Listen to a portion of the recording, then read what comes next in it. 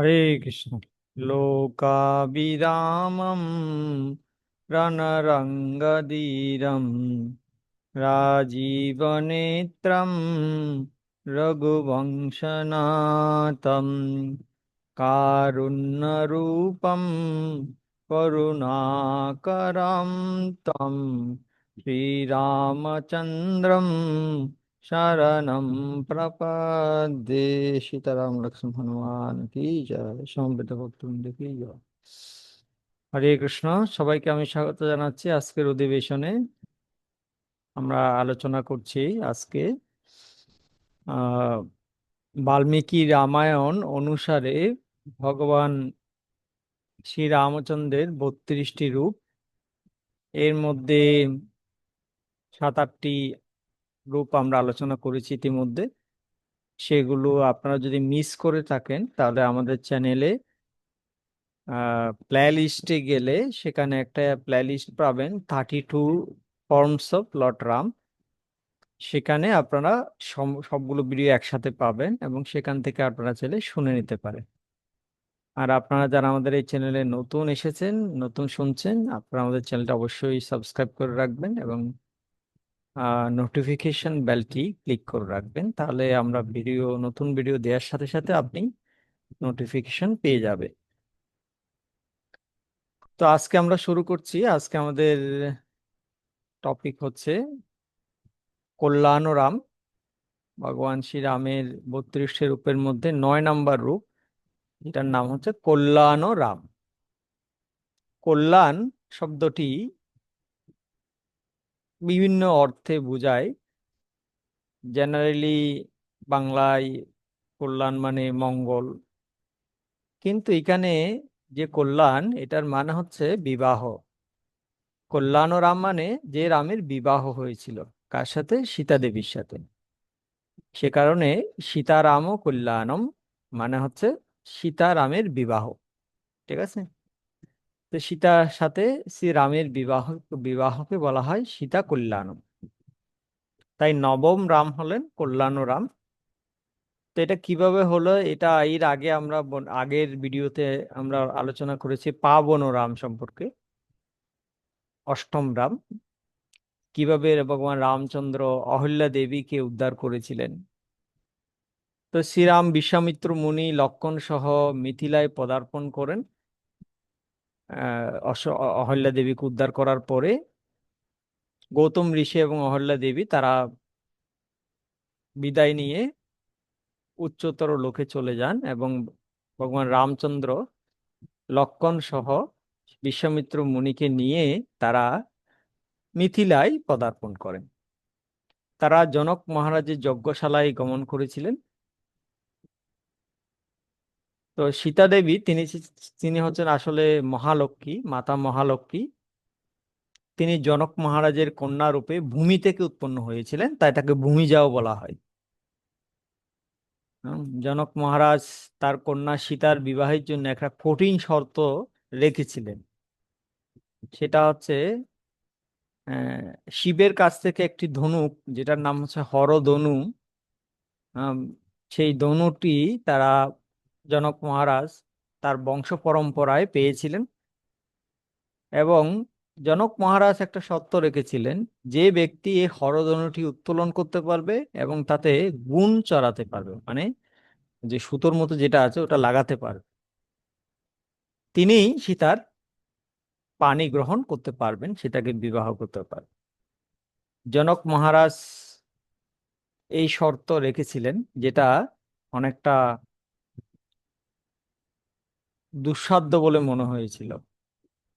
সেই হরধনুতে গুণ চড়ানোর জন্য বিভিন্ন দেশ থেকে, হ্যাঁ, এমনকি দেবলোক থেকে, অধোলোক থেকে, বিভিন্ন লোক থেকে বিভিন্ন বড় বড় বীরেরা এসেছিল।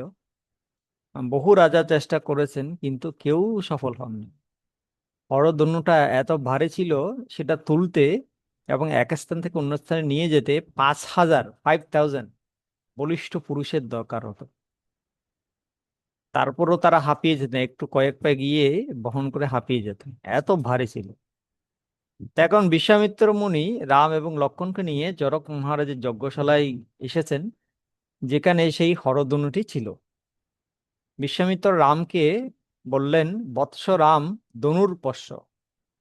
হে বৎস রাম, তুমি ধনুকটি দেখো। হুম। এবং তার চোখের দ্বারা ইঙ্গিত করলেন ধনুকটিতে গুণ চড়ানোর জন্য।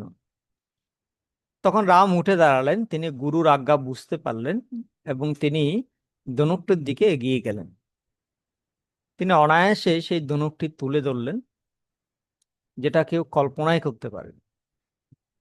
যেন মনে হলো ভগবান রাম তার বধূ সীতার গলায় পরানোর জন্য কোনো ফুলের মালা তুলে ধরেছে, এরকম মনে হলো। তো তিনি, তার গুরু তাকে বলেছিলেন, বৎসরাম ধনুর্পশ্য, ধনুকটিকে দেখো। যদিও বিশ্বামিত্র মুনি বলেননি ধনুকটিকে তোমাকে আহ মুখে বলেননি গুণ চড়াতে হবে বা ধনুকটিকে ভাঙতে হবে, এত কিছু বলেননি, কিন্তু রাম বুঝে গিয়েছিলেন। এটা হচ্ছে প্রথম শ্রেণীর যারা শিষ্য, তাদের বৈশিষ্ট্য হচ্ছে তারা গুরুর নির্দেশ শুনে তারা এর অন্তর্নিহিত ভাবটি তারা বুঝতে পারেন। হুম। এবং সেটাই তারা করেন, গুরুর নির্দেশকে পরিপূর্ণ না করে তারা পিছনে আসেন না। ভগবান রাম ধনুকটির এক প্রান্ত ভূমিতে স্থাপন করে তার বাম পায়ের আঙ্গুলি দিয়ে ধনুকটির নিম্নভাগ ভালোভাবে ধরলেন। তিনি তার বাম হাত দিয়ে ধনুকটির মধ্যভাগ ধরলেন এবং তারপর তিনি ধনুকটির নিচের অংশ থেকে ডান হাত দিয়ে গুণটি নিয়ে উপরের অংশে সেটা লাগাতে গেলেন। আর যখন তিনি এভাবে লাগাচ্ছিলেন, হ্যাঁ, তিনি মনে করছিলেন,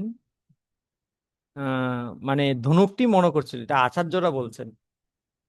জেনারেলি আমরা মনে করি যে ধনুক তো একটা জড় বস্তু, তার তো কোনো প্রাণ নেই, সে তো কোনো কিছু মনে করতে পারে না। কিন্তু আচার্যরা বলছেন চিন্ময় জগতে যা কিছু আছে সবকিছুরই চেতনা আছে, এমনকি ধনুকেরও চেতনা আছে। তো ভগবান রামচন্দ্র যেভাবে এখন যখন ধনুকটির নিচের অংশটা পায়ের মধ্যে পা দিয়ে স্পর্শ করেছেন, তো ধনুকটির উপরের অংশ ভাবছে, আহা, আমার নিচের অংশের কত সৌভাগ্য, সে ভগবান শ্রী রামের চরণ স্পর্শ লাভ করেছে, কিন্তু আমি তো ভগবান রামের চরণ স্পর্শ করতে পারছি না। তাই ধনুকটি ভেঙে গেল, যাতে উপরের অংশটি যে শ্রীরামের ডান চরণের স্পর্শ লাভ করতে পারে। তাই রাম ধনুকটি ভঙ্গ করেননি, রাম ভঙ্গ করেননি, ধনুকটি নিচ থেকেই ভেঙে গিয়েছে। হ্যাঁ।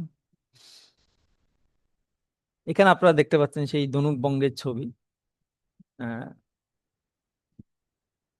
তো এই ঘটনার ফলে মহারাজ জনক অত্যন্ত আনন্দিত হয়েছিলেন এবং কেননা অবশেষে তার কন্যার একজন উপযুক্ত বর মিলল। এতদিন ধরে এত এত বিখ্যাত বড় বড় বীর যুদ্ধরাজ কেউ পারেনি, ভগবান রাম পারলেন। যে কাজটা অসাধ্য ছিল এবং জনক মহারাজ একসময় হতাশ হয়ে পড়েছিলেন যে আদৌ তার কন্যার কোনো বর মিলবে কিনা, সে কাজটি যখন রাম করলেন, তখন জনক মহারাজ অত্যন্ত আনন্দিত হয়েছিল। একজন বৈষ্ণব আচার্য বলেছেন যে রাম কেবল ধনুকটিকেই ভঙ্গ করেননি, তিনি আসলে একসাথে পাঁচটি জিনিস ভেঙেছিলেন। রামচন্দ্র ভগবান শুধু ধনুকটি ভাঙেননি, পাঁচটি জিনিস একসাথে ভেঙেছেন। কি কি ভেঙেছেন? প্রথমত তিনি ধনুকটি ভেঙেছেন। দুই হচ্ছে তিনি জনক মহারাজের যে ভয় ছিল একটা, আমার মেয়েকে বিয়ে দিতে পারবো তো, সেই ভয়টা তিনি ভেঙেছেন।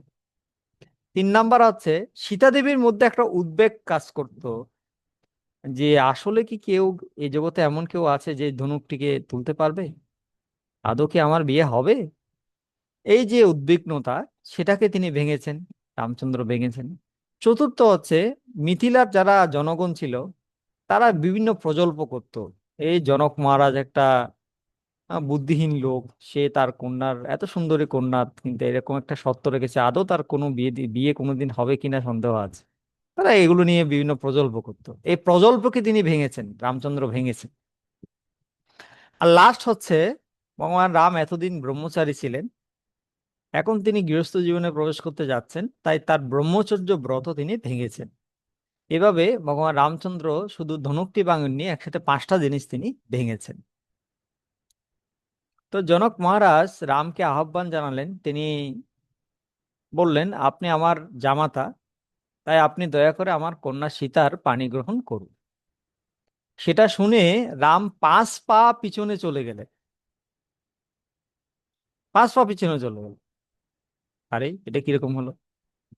যে সীতাকে পাওয়ার জন্য তিনি ধনুক বাংলেন, সেটা শুনে তিনি 5 পা পিছনে চলে গেলেন। জনক মহারাজ বললেন, কি হলো? শ্রীরাম বললেন, আমার গুরু বলেছেন বৎসরাম ধনুর্পোষ্য। আমার গুরু বলেছেন, হে রাম তুমি ধনুকটিকে দেখো। তা আমি ধনুকটিকে দেখেছি, যা দেখার দেখে নিয়েছি। কিন্তু আমার গুরু তো আমাকে বলেনি যে তুমি সীতা দেবীকে বিয়ে করো, এটা তো বলেননি।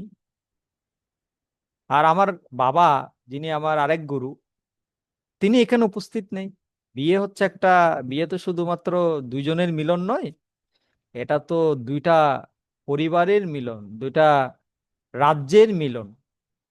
হ্যাঁ, আপনি হচ্ছেন চন্দ্রবংশের রাজা, আর আমার পিতা দশরথ হচ্ছেন সূর্যবংশের রাজা। তাই আপনার কন্যার সাথে আমার বিয়ে মানে এটা শুধু দুইজনের মিলন নয়, চন্দ্রের সাথে সূর্যের মিলন। তো এটা তো আর এইভাবে এত হুটহাট করে হতে পারে না। এইভাবে রামচন্দ্র বুঝালেন যে তিনি কতটা মর্যাদা সম্পন্ন, তিনি মর্যাদা পুরুষোত্তম। তো তিনি বললেন যে আমার গুরুদেব শুধু আমাকে ধনুকটা দেখতে বলেছেন, আমি দেখেছি, কিন্তু বিয়ের সিদ্ধান্ত আমি নিতে পারবো না। এটা আমার গুরুজনদের দায়িত্ব। আমার পিতা মহারাজ দশরথ যদি এখানে আসেন এবং তিনি যদি সীতাকে দেখে এই বিবাহে সম্মত হন, তাহলেই কেবল আমি আপনার কন্যার পাণি গ্রহণ করতে পারি। আমার পিতার আজ্ঞা ব্যতীত আমি বিয়ে করতে পারব। রাম বললেন, আমি প্রথমে আমার পিতার চরণ ধারণ করব, এবং তিনি যদি আজ্ঞা করেন তাহলে আমি আপনার কন্যার চরণ ধারণ করব। অন্যথায় আমি এই প্রস্তাব স্বীকার করি না। তখন জনক মহারাজের দূত, বিশেষ দূত দশরথের কাছে গেল বিষয়টি জানানোর জন্য। দশরথ যখন জানলেন তার ছেলের বিয়ে হবে, খুব খুশি হল এবং সমস্ত বরযাত্রী নিয়ে, বিবাহের সামগ্রী নিয়ে মিথিলায় গেলেন। তিনি এই বিবাহের সম্মতি জ্ঞাপন করলেন। তারপর কেবল একটি নয়, 4টি বিয়ে হয়েছিল একসাথে, 4 ভাইয়ের বিয়ে একসাথে। হ্যাঁ, ভরতের সাথে রামের সাথে সীতা, লক্ষ্মণের সাথে উর্মিলা। উর্মিলা হচ্ছে জনক মহারাজার আরেক কন্যা। আর জনক মহারাজের একজন ভাই ছিল, হ্যাঁ, তার নাম হচ্ছে, জনক মহারাজের নাম ছিল আহ শিরোধ্বজ জনক, আর তার ভাইয়ের নাম ছিল কুশধ্বজ জনক। তো শিরোধ্বজ জনকের 2 কন্যা সীতা উর্মিলা, আর কুশধ্বজ জনকের 2 কন্যা মান্ডবী এবং শ্রুতকীর্তি। তো রামের সাথে সীতা দেবীর বিয়ে হয়েছিল, লক্ষ্মণের সাথে উর্মিলা দেবীর বিয়ে হয়েছিল, ভরতের সাথে মান্ডবীর বিয়ে হয়েছিল, এবং শত্রুঘ্নের সাথে শ্রুতকীর্তির বিয়ে হয়েছিল। শুধু একটি বিয়ে নয়, একসাথে 4 ভাইয়ের বিয়ে একই একই সাথে হয়েছিল, একই মণ্ডপে। হুম। এভাবে ফাল্গুন মাসের উত্তর ফাল্গুনী নক্ষত্রে একই সাথে একই বেদিতে 4টি বিবাহ অনুষ্ঠিত হয়েছিল। তো জনক মহারাজ সীতার হাত রামের হাতে সম্প্রদান করে বলেছিলেন, ইয়ম সীতা মম সুতা সহ ধর্মচারিণী তব প্রতিচ্ছ চৈনম ভদ্রম তে পাণিম গৃহ্ণন্তি পাণিনা। হে রাম, ইনি হচ্ছেন আমার কন্যা সীতা, যা দয়া করে তার পানি গ্রহণ করুন। তিনি আপনার সহধর্মিণী হবেন এবং ছায়ার মতো আপনাকে অনুসরণ করবে। ছায়াকে যেমন ব্যক্তি থেকে আলাদা করা যায় না, সেরকম সীতা আপনার থেকে আলাদা কখনোই হবে না। তখন রাম সীতার পানি গ্রহণ করলেন এবং তিনি একটা ব্রত গ্রহণ করলেন। কি ব্রত? একপত্নী ব্রত। একপত্নী ব্রত মানে তিনি বললেন যে আমাদের বংশে আমার পিতা থেকে শুরু করে পূর্বজ ব্যক্তিরা কখনো কখনো একাধিক বিয়ে করেছে। হ্যাঁ, তখনকার দিনে বহু বিবাহ এটা প্রচলন ছিল। কিন্তু রাম বললেন, আমি একটা ব্রত গ্রহণ করছি, যে আমি একপত্নী ব্রত, আমি শুধু একজনকেই বিয়ে করব আমার এই জীবনে, একজনকেই পত্নী রূপে গ্রহণ করব আমার জীবনে, আমি কখনো দ্বিতীয় পত্নী আর গ্রহণ করব না। একপত্নী ব্রত গ্রহণ করলেন। এবং ভগবান রাম যখন এই একপত্নী ব্রত গ্রহণ করলেন, তখন তখন অযোধ্যার মহিলারা খুব খুশি হয়েছিলেন। হ্যাঁ, অযোধ্যার বিশেষ করে অবিবাহিত মহিলারা খুব খুশি হয়েছিলেন। কেন? কারণ তারা দেখেছিলেন যে যেহেতু রাজা দশরথ অনেক বিয়ে করেছেন, তাই প্রজারাও অনেক বিয়ে বহু বিবাহ করত। কিন্তু এখন যখন রাম একপত্নী ব্রত গ্রহণ করলেন, রাম পরবর্তী রাজা হবে, রাজা যেরকম হবে প্রজাও সেরকম হবে। হ্যাঁ, সে কারণে রাম রাজ্য যখন হবে তখন রাম রাজ্যের যারা প্রজা তারাও একপত্নী ব্রত হবে, একমত্রী গ্রহণ করবে। এভাবে তাদের কোনো সতীন থাকবে না। আর কোনো নারীর যদি সতীন না থাকে সে তো সুখী। সেজন্য তারা খুব খুশি হয়েছে। তো সেজন্য নবম রাম হচ্ছেন কল্যাণ রাম।